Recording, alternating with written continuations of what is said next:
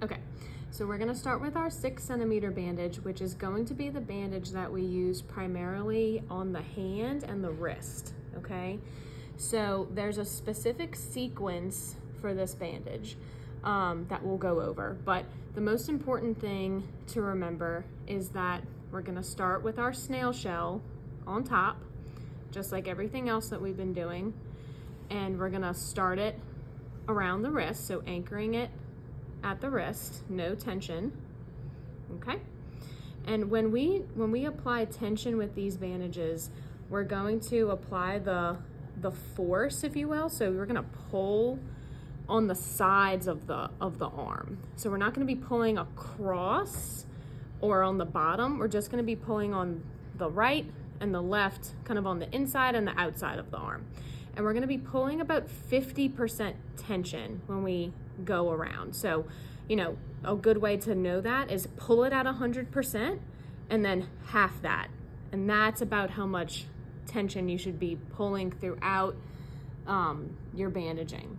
But I always tell people, you know, make sure you get the sequence down first before you really focus on the tension. So when you're practicing, just start practicing the sequence itself, and then once you got that down, you can go back and start adding in your tension to make sure you really get that down, because it can be a little complicated to do both at the same time.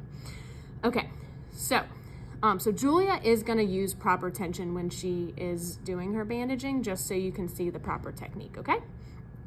So what we're gonna do is, now that we have it anchored around the wrist, we're gonna come straight through the thumb here. Making sure we're staying nice and close with our bandage, no wrinkles or anything like that. So we're coming through the thumb and up, and then we're gonna go around the wrist.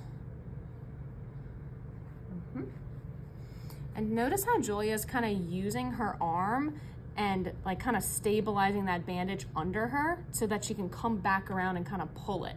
So that's gonna be the best thing to do when you're doing this, you know, this bandaging process, since you'll only have one hand. So once you go around the wrist, now you're gonna pull that bandage kind of forward, and you're gonna go straight across the knuckles and then through the thumb again. Okay?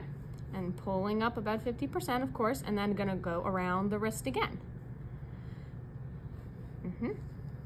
So our sequence is gonna be wrist, thumb, going through that thumb, wrist, knuckles.